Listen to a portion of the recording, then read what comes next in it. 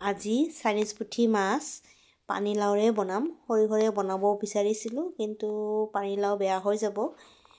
পানীলাও কাটি থৈ দিলে এদিনতে বেয়া হৈ যায়, সিজিব নিবিচাৰে। সেইকাৰণে পানীলাওৰে বনাব লাগিব।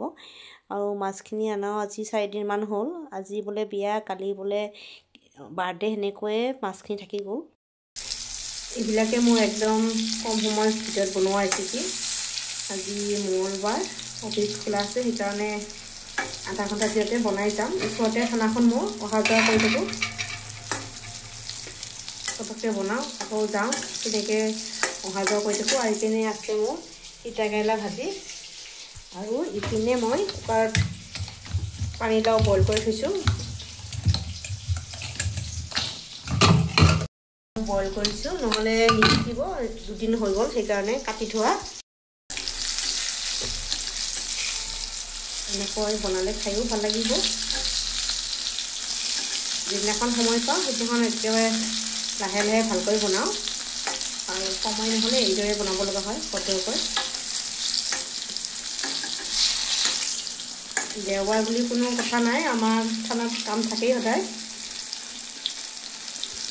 হৈ গ'ল মোৰ, এতিয়া বনাম। পানীলাও অকল সোমবাৰে দিব আছে। আৰু কেতিয়াবা এনেকুৱা হয়, ভাত বনাই থ'লেও খাবলৈ সময় নোহোৱা হয়।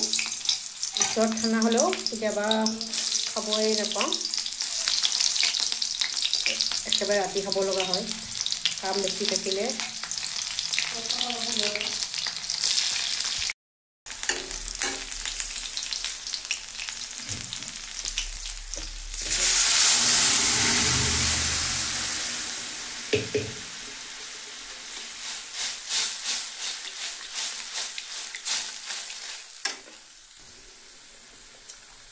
হালধি অলপ দিম, বেছি নহয়।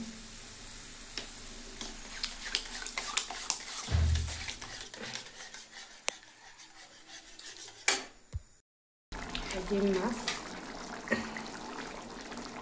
2জন মানুহৰ কাৰণে বেছিকৈ আনিলেও বেয়া হয়। চব্জি এটা লাও 2 দিন খাব লাগে, সেইকাৰণে সৰিয়হৰে খোৱা নহ'লে মোৰ। ভাবিছিলোঁ সৰিয়হৰে খালে ভাল লাগিব। এনেকুৱা মাছ খাই খুব টেষ্টি লাগে। এতিয়া দিছোঁ ধনিয়া পাত,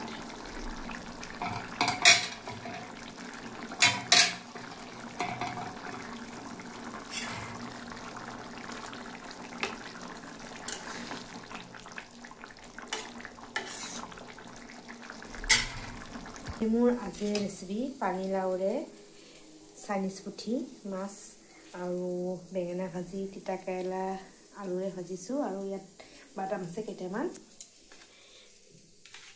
আজি দুপৰীয়া সাঁজ এনেকৈয়ে খাম, আৰু কেনেকুৱা লাগিছে জনাব। ধন্যবাদ।